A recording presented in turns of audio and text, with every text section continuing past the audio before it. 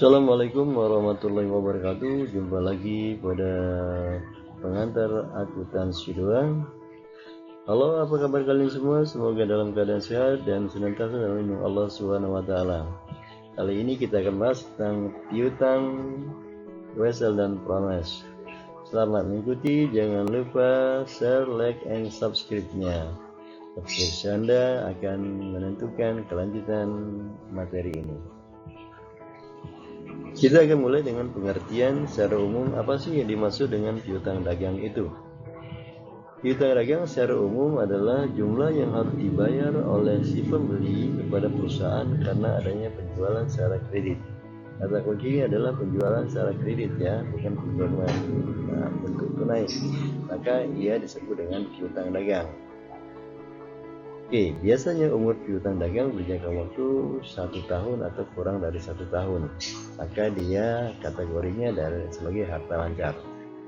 Oke, nah selanjutnya apa sih yang dimaksud dengan piutang wesel itu? Piutang wesel adalah piutang dengan janji tertulis kepada kreditur untuk membayar sejumlah uang yang tercantum dalam surat perjanjian tersebut pada waktu tertentu.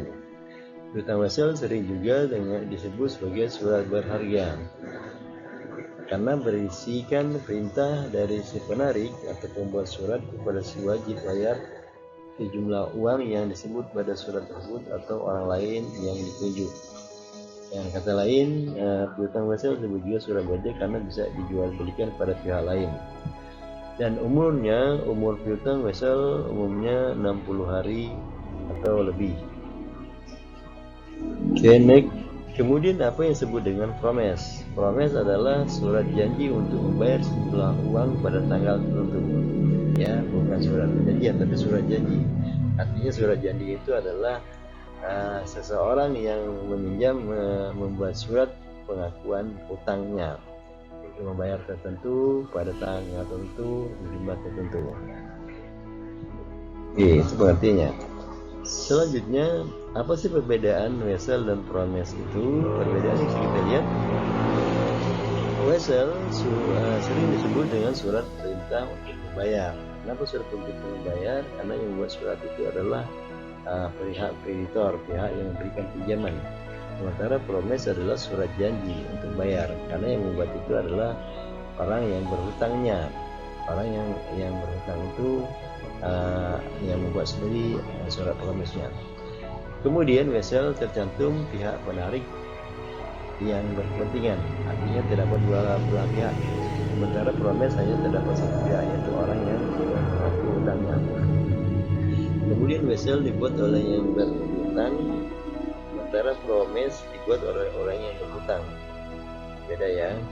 Kalau yang berhutang itu yang memberi hutang akan menarik hutang, kemudian kalau promise dia yang berhutang. Kemudian wesel memerlukan akseptasi atau persetujuan dari si berhutang. Setelah dibuatkan, apakah kamu setuju maka akan ditandatangani. Sementara promise tidak demikian, tidak perlu mendapat persetujuan kecuali dia yang membuatnya. Itu perbedaannya secara sederhana. Hal-hal yang tertentu dalam wesel. Oke, bisa saudara baca, ada tanggal penarikan, ada jangka waktu wesel, penarikan wesel dan penarik yang tertarik, maksudnya pihak-pihak yang tercantum di dalam wesel itu. Kemudian pemegang wesel seperti bank ya, pemegang wesel bisa pihak lain ya. Kemudian nominal, nilai wesel itu berapa harus tercantum. Kemudian bisa atas order, bisa menunjuk pihak lain sebagai penagih ya, sama dengan artinya karena dia bisa dialihkan. Umpamanya perusahaan menunjuk bank atau pihak lain yang akan menagih wesel tersebut. Kemudian ada kata perintah dengan kalimat harap dibayar kepada si anu, harap dibayar pada tanggal, harap dibayar uang gitu kan. Itu adalah kata-kata perintah semua. Itu hal-hal yang tertentu dalam wesel. Adalah gambaran secara sederhana, walaupun sederhana, barangkali sekarang tidak seperti ini lebih modern karena teknologi pencetakan lebih baik, maka yang perlu dijelaskan ada tanggalnya, ada nominal, ada klausul, ya, klausul menjelaskan bahwa kalau di sini dijelaskan 90 hari sesudah tanggal tersebut atas harap Tuan membayar atas surat wesel ini kepada Bank Nusantara cabang Yogyakarta atas kas order yang sejumlah 100.000 rupiah gitu kan. Ininya ditujukan kepada yang individu yang mempunyai piutang, kemudian materai, kemudian tanda tangan pihak perusahaannya. Itu sederhananya bentuk wesel. Kemudian hal-hal yang ada dalam promise antara lain ada klausul promise on order, ada kalimat yang menjelaskan pengakuan piutangnya, ada kesanggupan untuk membayar kapan, di mana, jumlah uang berapa gitu kan. Kemudian hari jatuh, hari pembayarannya harus tertulis. Kemudian tempat pembayarannya, promise-nya di mana, ya, termasuk barangkali kalau sekarang jumlah bentuk mata uang yang digunakan itu boleh dijelaskan. Kemudian nama pemegang atau yang dituju, ya, tanggal mes. Oke, hal-hal itu penting. Kemudian tanda tangan penarik ya, penarik yang akan menarik ya. Oke, demikian hal-hal yang ada dalam promise. Kemudian sederhananya kemarin bagi berikut hampir sama dengan wesel, ya, ada tanggal, ada nominal, ada klausul, isi kalimat-kalimat yang menjelaskannya. Kemudian ada nominal secara tertulis. Kemudian ini ditujukan kepada perusahaan yang akan menariknya, ya, ini individu yang bersangkutan, kemudian kasih materai. Itu sederhananya seperti itu. Bisa aja lebih bagus dari ini kalau sekarang, ya, bahkan mungkin ya lebih. Kemudian bagaimana sih penentuan tanggal jatuh tempo? Ada 3 cara penentuan tanggal jatuh tempo wesel. Yang pertama, atas penagihan, pihak akan membayar setiap saat jika tidak tercantum tanggal penagihan dalam surat wesel tersebut, tapi kapan aja boleh tagih. Kemudian tanggal tertentu, tanggal pembayaran dicantum dalam weselnya. Kemudian yang ketiga, akan baru pada masa tertentu atau setelah sekian hari, bulan, tahun, wesel harus dibayar sejumlah uang. Nah, wesel yang sudah kita jelas tersebut dia menganut pada poin 3 ini, ya, sebenarnya setelah 60 hari akan dibayar jumlah. Itu kan itu tidak menentukan tanggal, tapi dia hitungan bulan, hitungan hari yang disebutkannya. Jadi itu juga sebagai patokan jatuh temponya. Oke, selanjutnya cara penghitungan tanggal jatuh tempo bisa kita jelaskan sebagai berikut. Kalau jatuh temponya jangka waktunya 60 hari, katakan seperti itu, ya. Katakanlah bulan Juli itu transaksi pada tanggal 17. Maka bulan Juli 31 kurang 17 tinggal 14 hari. Kemudian kalau Agustus itu 31, ya, berarti paruh bulan Juli ditambah Agustus penuh masih terdapat 45 hari, masih kurang sekitar 15 hari lagi untuk sampai ke 60. Maka berarti dengan demikian jatuh temponya pada September tanggal 15, ya. 45 tambah 15 pada bulan September, maka pada tanggal 15 jatuh temponya. Kira-kira seperti itu menghitungnya, sederhana saja. Berikutnya penghitungan bunga. Oke, ini rumusnya. Rumus dasar untuk menghitung bunga pada wesel berbunga adalah sebagai berikut. Nominal weselnya kali tingkat bunga per tahun adalah pecahan dari setahun. Nah, itulah akan menunjukkan jumlah bunga yang akan diperoleh atas wesel tadi itu. Oke, bisa kita lihat contoh penghitungan bunganya nominal kali bunga kali waktu dengan bunga. Katakanlah nominalnya 730 kali 18%, 120 hari, maka perhitungannya adalah 730 kali 18% kali 120 per 36. Ini adalah hitungan 1 tahun, maka bunganya 43,20. Kalau hitungan bulan, maka dia waktunya 6 dibagi 12, itu 6 bulan, 6 dibagi 12. Kalau dia hitungannya setahun, maka 1 bagi 1 atau bulat 12 itu adalah 12% itu adalah 1 tahun, maka 240. Nah, bunganya seperti itu cara ngitungnya. Kemudian penjualan wesel, piutang wesel itu ada 3 cara, ada tiga pengakuan, ya, ada tiga pencatatan yang dilakukan oleh akuntansi. Yang pertama adalah catatan saat pengakuan terjadinya transaksi wesel, piutang wesel. Kemudian penilaian piutang yang akan dicantumkan ke neraca. Kemudian yang ketiga, pelimpahan piutang wesel atau pengalihan atau pendiskontoan piutang wesel kepada pihak lain. Ada 3 hal ini, maka jurnalnya akan berbeda-beda. Yang pertama atau tahap terjadi transaksi, maka wesel dari, katakanlah wesel dari penjualan kredit, maka jurnal sebagai piutang wesel pada penjualan, ya.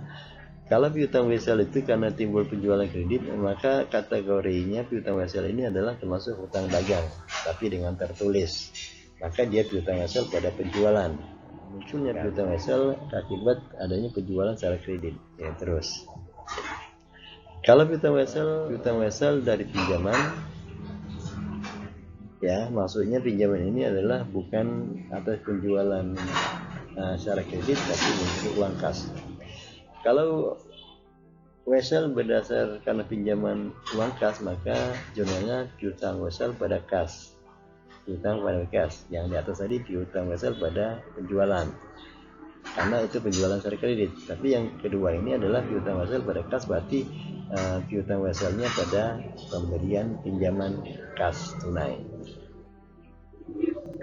Kemudian wesel dagang, maksudnya apa? Maksudnya adalah kalau tadinya piutang dagang transaksi awalnya, kemudian dengan dirubah jadi wesel karena dibuatkan surat weselnya, maka jurnalnya akan dirubah jadi piutang wesel pada piutang. Ini menunjukkan piutang dagang dihilangkan kemudian diganti dengan piutang wesel dengan jumlah yang sama. Oke, tidak masalah ini. Kemudian pengakuan piutang, bila terdapat potongan penjualan, maka akan seperti ini. Nah, ini piutang dagang sama umumnya kalau dia berasal dari penjualan kredit, secara kredit. Retur dan potongan penjualan pada piutang dagang, karena yang dikembalikan itu kan kalau kita menjual secara kredit kan, bukan menjual tunai, bukan memberi pinjaman tunai kan, maka dia sama. Retur atau potongan pada piutang dagang, retur pada piutang dagang dengan jumlah yang sama. Kemudian penilaian piutang yang akan dicantumkan dalam neraca adalah piutang, artinya piutang yang benar-benar akan tertagih. Sementara piutang yang tidak tertagih, ya, akan ada mekanisme untuk menghapusnya dengan menggunakan cadangan atau dihapusnya secara langsung. Oke. Kemudian penyelesaian piutang. Saat piutangnya dibayar, maka jurnalnya sebagai berikut. Kas pada piutang wesel pada pendapatan bunga. Ya, ini pendapatan bunga maksudnya, tulisan bunganya terlalu kiri. Ini maksudnya kas, ya, pembayaran kas itu meliputi bunga dan pokok piutang weselnya dan tambah bunga, ya. Karena kita yang memberi, karena kita yang punya utang, maka bunga itu diterima sebagai satu kesatuan sebagai kas. Oke, penyesuaian pengakuan bunga misalnya kas pada pendapatan bunga. Oke, sama ya, sering kita lihat ya. Kemudian berikutnya jurnal penyelesaian piutang wesel setelah ada penyesuaian pendapatan bunga. Maka kas piutang wesel pada bunga.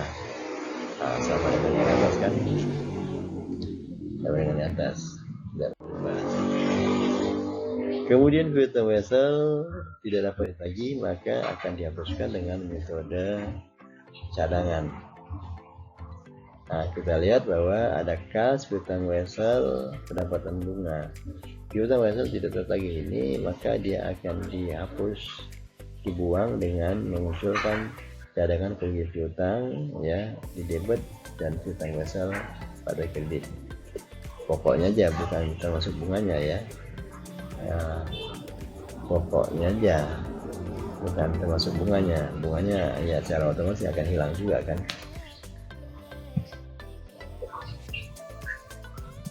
Seterusnya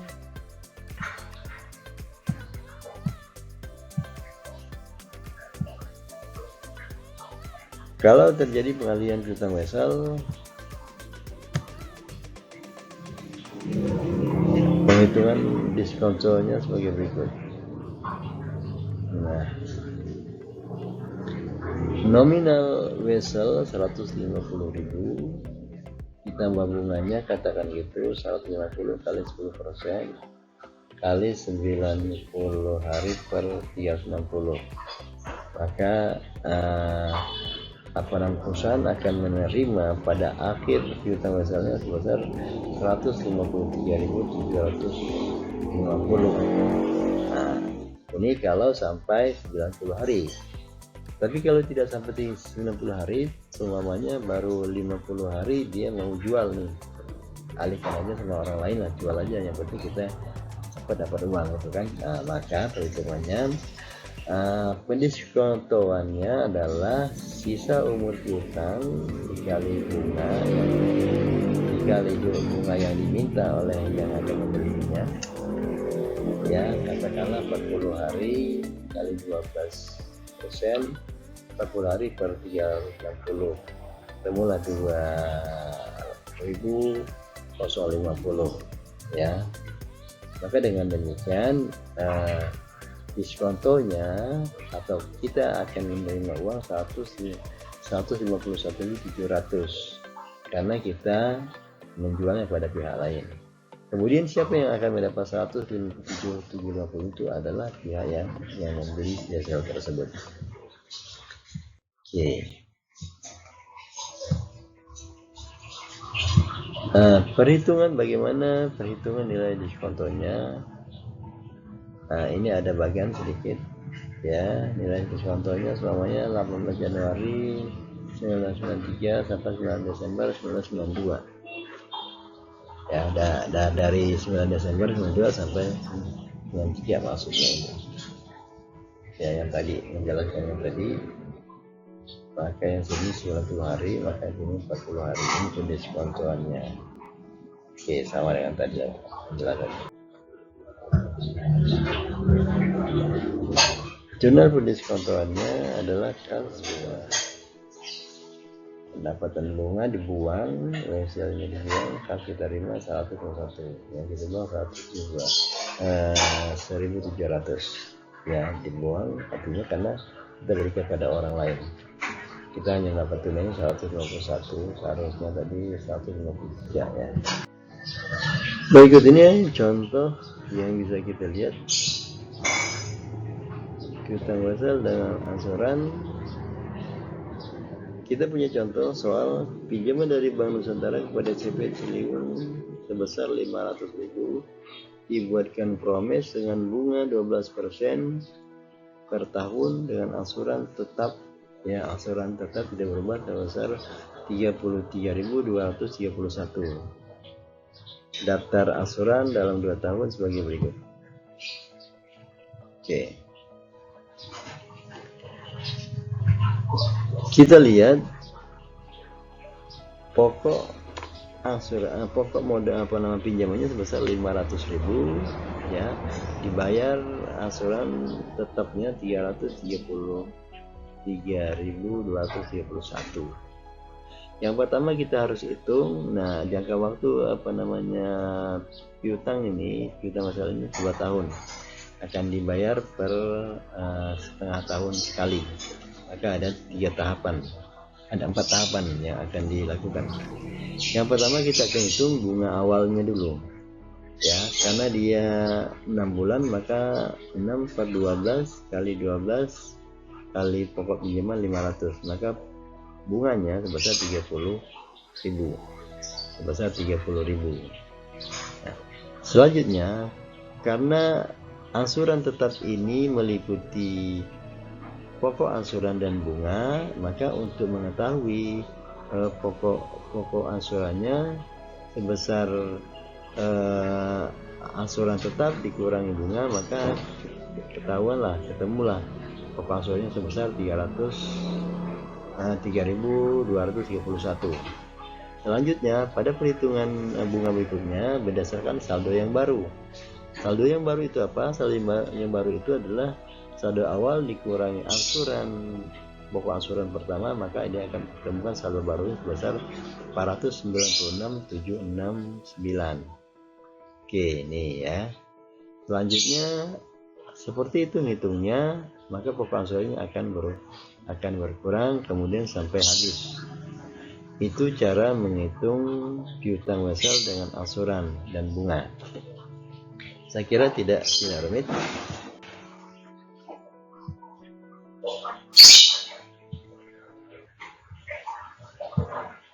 Selanjutnya jurnal angsuran weselnya